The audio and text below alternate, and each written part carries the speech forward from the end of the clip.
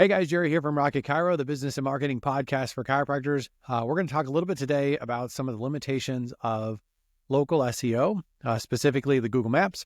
And we're also going to talk about when chiropractors should consider doing ads. And this isn't going to be all inclusive, but it's just some things that I want you to think about, because this is something that I started thinking about again recently, because I was getting solicited by these people that were showing these like heat map results. And these are things I do for clients, where I'll show them, like people that are doing a practice assessment, I'll show them a heat map and says like, hey, this is who you're reaching for this particular search at this particular time.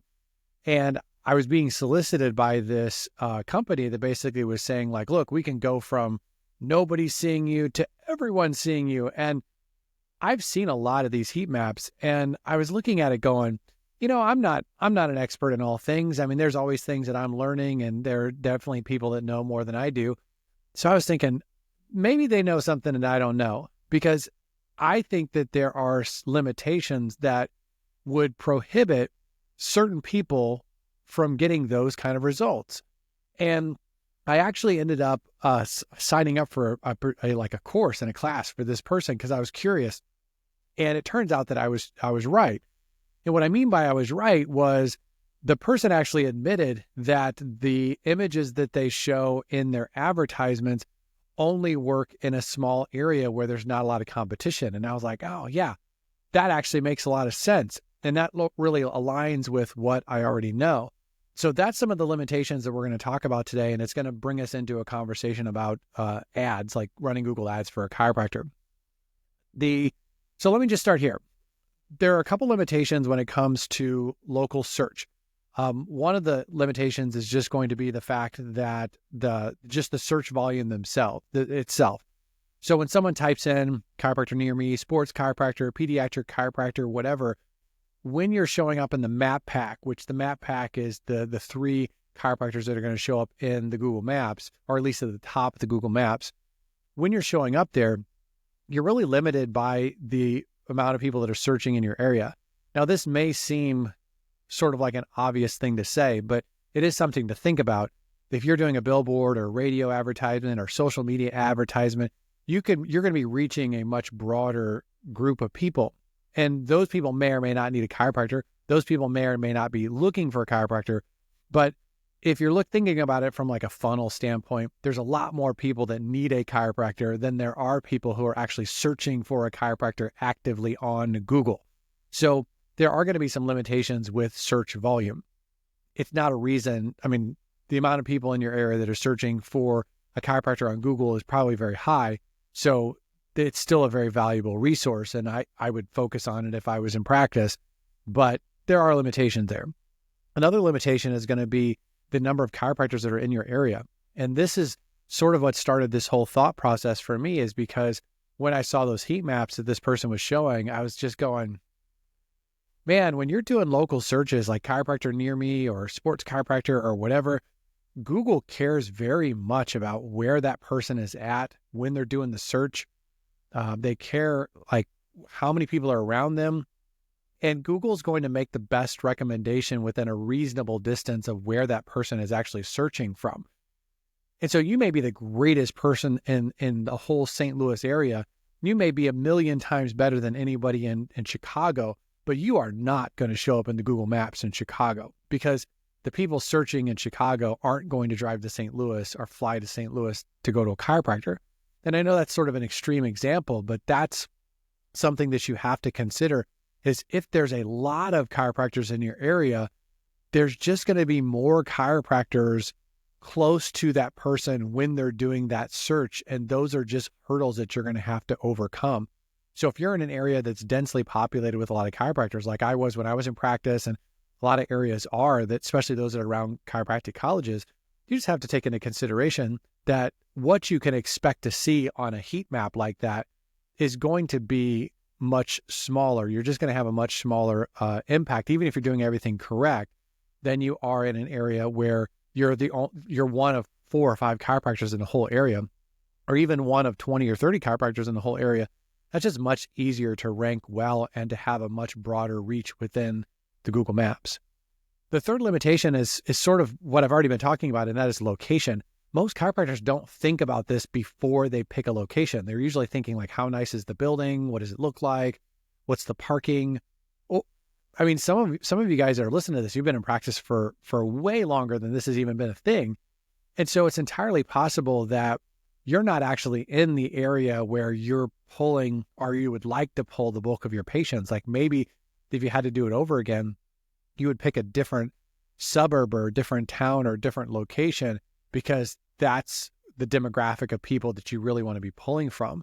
So that is an issue. Like if you want to pull really, really well from a particular area, having your practice in that actual area, like right in the center of it, is really important. And if there are chiropractors, if you're on the outskirts of a town and there's a chiropractor that's in the center part of that town, that person's going to get preferential treatment for, somebody searching chiropractor in St. Louis or something like that. And so there are these are the kind of known limitations of Google Maps and local SEO is going to be the number of people searching, the number of other people in your area that are competing for the same keyword. So in our case, it's chiropractors, and then the actual physical location of your business. Like Google, you're never going to rank well in the maps for the town next to you. That just isn't going to happen. That isn't the way, unless there's no chiropractor between you and that town, you're just not going to rank well for that. Like the days of that working where it's like you just put a few town names that are adjacent to you on your website and then you rank well in that town. Like that doesn't exist. That's dumb and stupid. Anyone that's doing that is living in 20 years ago. So that takes me to Google Ads. So when should you do Google Ads? And the reason that I bring up Google Ads is because the way that you sort of short track this whole thing is you pay for ads. Now, when I say ads, I'm fully aware of the fact that most chiropractors it ends up being a money pit. And where I say that is because if you're doing it yourself and you don't know what you're doing, it's easy to waste a lot of money doing ads on Google. And if you're paying someone to do it, oftentimes these companies that are doing payments for they're doing Google Ads for chiropractors, they'll charge $400 or $500, which I don't have a problem with charging that. But then they charge, like they'll say, hey, you have to have $1,000 or $1,500 or $2,500 ad minimum. And I understand that. And the reason I totally understand that is because it's harder to make a lower budget work. It's actually easier to make a higher budget work from an ad standpoint. So there are some limitations as someone who does those ads for chiropractors. And oftentimes I'm working with chiropractors on lower budgets. There's always that trying to figure out how to get the most out of that lower budget. But the chiropractors themselves, the issues that they have is that if you do it yourself, it's stressful, it's frustrating, and you're going to waste a bunch of money. If you pay somebody else to do it, you're so far out of budget because it's just not the budget that you have for ads that you end up wasting money or losing money that way. Because the chiropractors who are paying the most amount of money for Google Ads, and they don't have any problem paying $500 or $1,000 for someone to do their ads, they don't have any problem paying another $1,500 or $2,000 for ad spend. The chiropractors that are doing that are usually doing long-term care plans, or doing packages, they're doing secondary and tertiary services. They're not your standard typical chiropractor. They're making more money on the average case, and a lot of times right up front. Those are usually the people that are spending a lot more money on Google Ads. So just be aware of the fact that I know that it can be a money pit, but it also can be really beneficial. And it's actually a great way to supplement and maybe bypass some of the issues that come along with local SEO. Because if you want to get more reach, you can run an ad. Now, the ad's never going to have the click-through rate that the Maps does. It's just not. There's no way around that. People don't pay as much attention to an ad as they do the Google Maps. So there's that. But if you want to reach people that are outside of where you're reaching with local SEO, you could do that. And you could do that right away by setting up an ad. And so that's a good way to think about using ads. So when should you do ads? When you're just getting started. Now, that's a double-edged sword when you're just getting started, because if you're just getting started and you don't have any local SEO presence, and you don't want to just wait and wait for that to come around, then you find yourself in a situation where, I can run ads. But then a lot of times people are getting started, they don't have a lot of money. So you run into the money issue with ads. But if you can make it a good return on investment, whether that's doing it yourself and being patient, and you can learn to do it yourself. Like, I'm not saying you can't, like you're smart enough to be a chiropractor, you're smart enough to do Google ads, but it is a whole different thing that you have to learn. But if you're just getting started and you have the budget for it and you can do it, that can be a great thing to do and a great time to do it. Another one is, like I said, if you're trying to reach further than what your local SEO will allow you to, that's another time to do it. And I would say the other chiropractors that should be doing it are the ones that are just looking to do total local domination. I mean, if you're already doing great with local search and you have the capacity for more new patients, and then you're running ads on top of it, nothing wrong with total domination. I mean, as long as you're getting good return on investment, I think total domination is a great strategy.